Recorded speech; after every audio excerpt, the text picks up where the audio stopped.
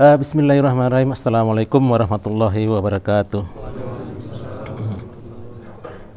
Ada yang nggak nyaut nih saya lihat. Ulangi. Assalamualaikum warahmatullahi wabarakatuh. Alhamdulillahirrabbilalamin. Kita bersyukur pada Allah Subhanahu wa taala. Selawat serta salam atas junjungan kita Nabi Muhammad sallallahu. Ini juga ada yang jadi orang yang paling pelit seluruh dunia, keci bahasa Inggrisnya. Keci, paling keci di seluruh dunia adalah orang yang apabila didengar disebutkan Nabi Muhammad SAW dia tidak menyaut, itulah orang paling pelit. Ya. Allahumma sholli ala Sayyidina Muhammad sallallahu. Anak-anak saya yang tampan-tampan, Masya Allah lagi beriman. Sebelum kita berangkat perang ya, alangkah baiknya kita baca satu buah hadis tentang pentingnya sholat. Ya, kita bersyukur lagi dan lagi sampai tiada lagi bahwasanya kita telah melaksanakan sholat fardu isya di mana azan dikumandangkan secara berjemaah. Masya Allah, fadilahnya luar biasa. Barang siapa sholat isya secara berjemaah, maka fadilahnya bagaikan dia beribadah sunnah semalam suntuk. Separuh malam ya. Separuh malam. Masya Allah, luar biasa. Dan duduk kita dalam satu majelis taklim, yang dimana majelis taklim ini, yang dibangga-banggakan Allah kepada para malaikat. Bukan kembalinya, bukan sebaliknya malaikat membangga-banggakan kepada Allah, bukan. Malaikat, Allah yang membangga-banggakan kepada malaikat. Hai malaikat, kulihat mereka duduk dalam majelis taklim yang membicarakan tentang kebesaranku. Maka nama orang tua kita dibawa-bawa. Orang tua kita meninggal, dikatakan, hai pulang, lihat anakmu duduk dalam masjid. Pahalanya mengalir kepada almarhum orang tua kita. Insyaallah. Insyaallah ya. Amin. Insyaallah. Dan kita harus bersyukur. Ya, teman-teman kita liburan musim dingin kemana-mana perginya. Insyaallah. Ya. Tidurnya di mana, makannya di mana, sholatnya lagi apa di mana, ya. Buang air kecilnya dan buang air besarnya di mana. Aduh, sedih kita. Itukah yang dinamakannya orang bersyukur? Bukan, itu namanya orang yang kufur. Nah, sampai di Jepang lupa, ya kan? Lihat teman-teman kita di sana. Ada yang 2 tahun, ada yang 3 tahun, ada yang setahun menunggu. Bagaimana Jepang nih? Kapan amannya? Kapan selesai lockdownnya? Ya. Yang udah syukuran kemarin lockdown yang terakhir itu, yang belakang ini, udah syukuran, udah berangkat, udah beli tiket, lockdown lagi. Gimana? Kita sampai sini lupa. Ini sengaja saya buat ini kontennya, bukan ria, bukan. Nah, ini hari misalnya libur, malamnya udah ke sana. Nih katanya tempat kawan, ini kan begadang sampai malam, tidurnya subuh tidur. Nah, subuhnya lewat semuanya. Syukur-syukur kalau nggak pakai minuman. Itu dekat masjid tuh, di sini. Kaleng bir semua dari situ. Mau tahu siapa yang minum bir itu di dunia? Nanti di akhirat itu dia akan merenangi apa? Nanah, tahu nanah? Nah, segininya nanah tuh.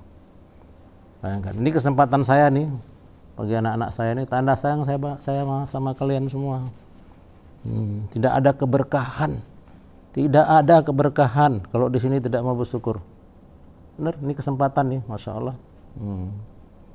Udah ada yang berapa tahun di sini kan? Malam Ahad pun nggak mau ke masjid, dijemput juga nggak mau. Gimana nih? Gimana mau keberkahan? Pengalaman adalah guru yang terbaik. Ya, banyak teman-teman yang lalu-lalu telepon Pak Haji, gimana Pak Haji bisa ke Jepang lagi? Tolonglah nanti sama Pak Haji ikut jamaah. Ikut dalam berjamaah taklim di masjid. Nah, soal itulah. Begini nanti. Nah, jadi jangan lagi durang lagi, ya. Insyaallah ya, mudah-mudahan ya. Jadi dengan kita bertemu di sini, mudah-mudahan nanti ya ada hikmahnya. Kenapa? Di kita di sini di masjid kita inilah yang amalan masjidnya insyaallah lengkap. Seminggu sekali kok.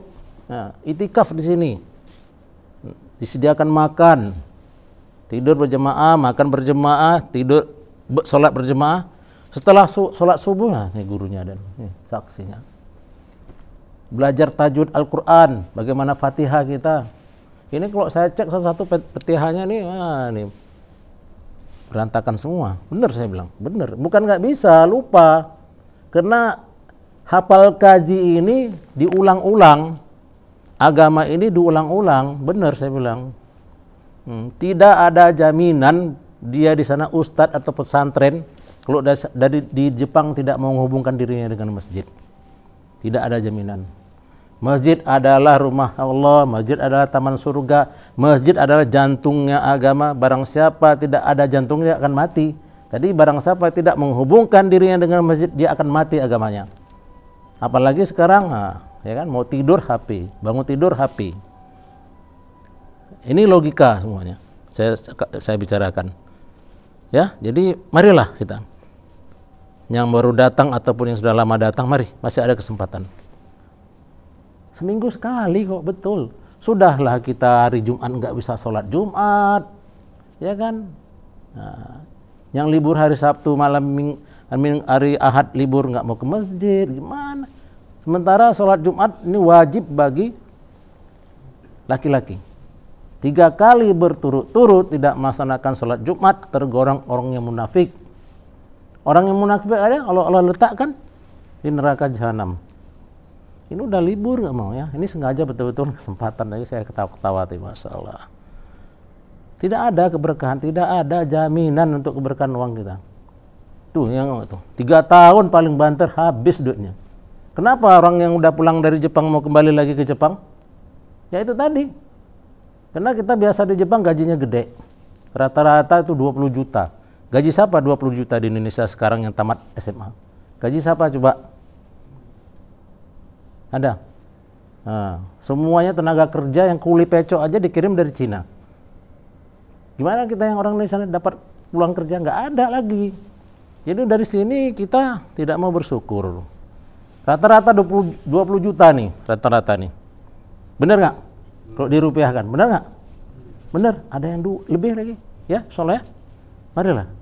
Kesempatan saya itu untuk, saya bukan marah, mengingatkan karena saya sayang nih anak-anak saya semua, insya Allah. Nah, kalau kalian berhasil pulang, ya kan membawa duit, membawa agama, ajib lah. Kalau di sini kita bisa belajar agama. Pulang, ada yang bisa jadi imam sampai Indonesia. Yang dulunya bergajul nggak pernah ke masjid, pulang dari Jepang aneh. Pulang dari Jepang ada kekuatan pakai jubah, ada kekuatan pakai jenggot, ada kekuatan pakai ini serban. Jadi imam masjidnya di kampungnya heran itu pulang, loh kamu katanya 3 tahun ke Jepang kok seperti orang pulang dari Arab. Iya Pak Imam, saya di Jepang. Loh kok bisa gini ya, ikuti pesantren kilat 3 hari. Loh ada pesantren di Jepang? Ada ya, pesantren kilat nih, tiap liburan kita Allah kasih liburan setahun 3 kali ya, 3 kali tuh. Itu Allah ada maksud supaya kita diberi kesempatan untuk belajar.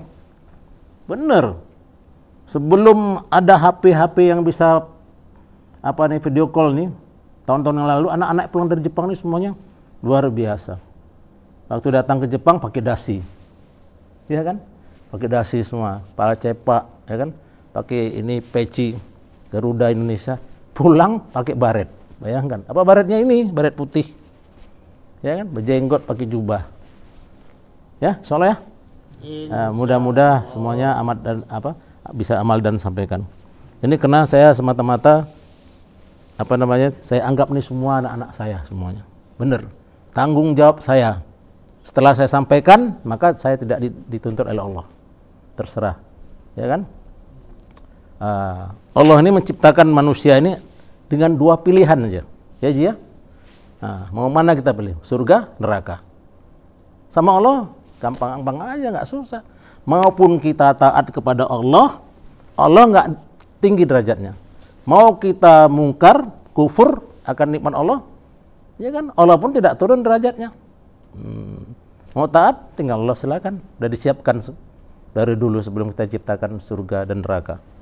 Itu aja. Cuman 2 aja, nggak banyak-banyak. Bersyukur juga 2. mau melaksanakan perintah Allah dan mau meninggalkan segala larangannya. Insya Allah kita mulai lagi tentang hadis pentingnya sholat, keuntungan sholat. Masya Allah. Hadis pertama yang artinya dari Sayyidina Ibnu Umar radhiyallahu anhu, ia mengatakan baginda Rasulullah SAW bersabda, agama Islam dibangun atas 5 tiang. Bersaksi bahwa tiada yang berhak disembah selain Allah, bersaksi tiada yang berhak disembah selain Allah SWT, dan Nabi Muhammad SAW adalah hamba dan utusan Allah. Masya Allah. Yaitu pertama, mendirikan sholat.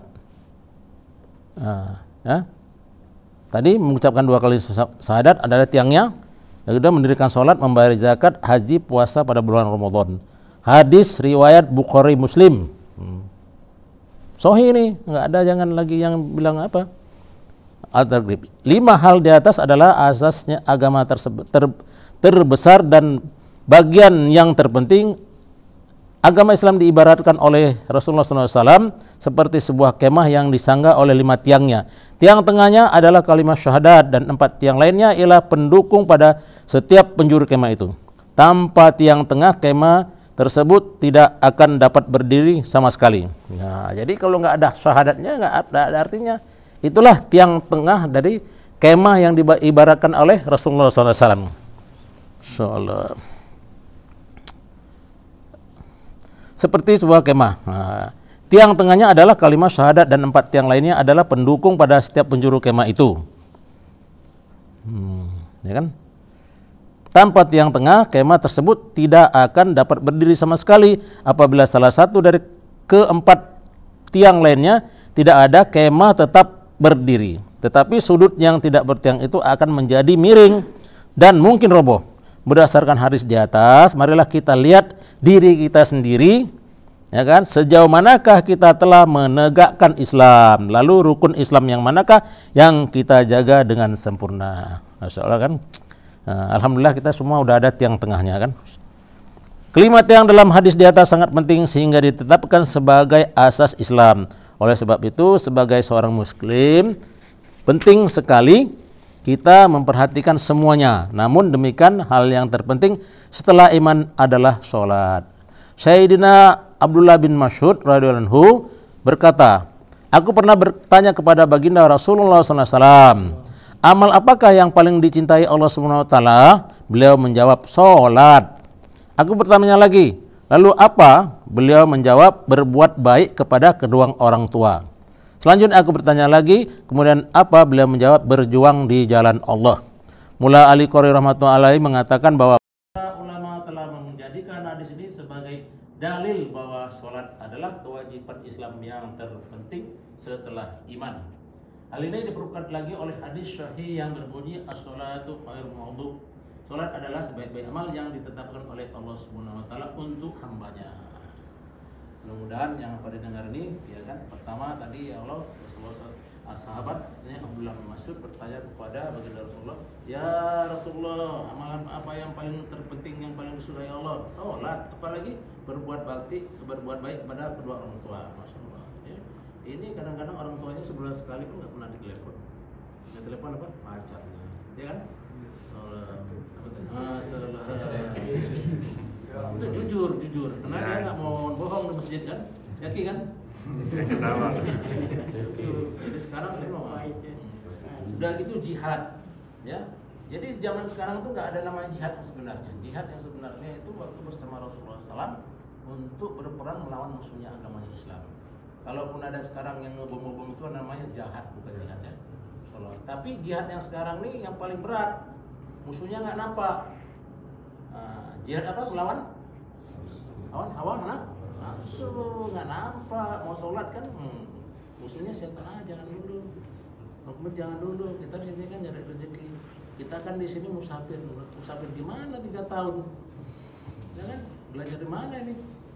Ustadznya siapa? Musafir, nggak mau sholat, suruh musafir. Gimana belajar? Tanya Ustadz.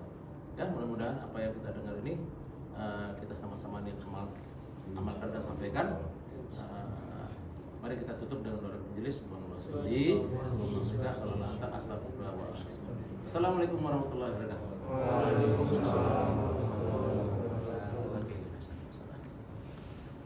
Sekarang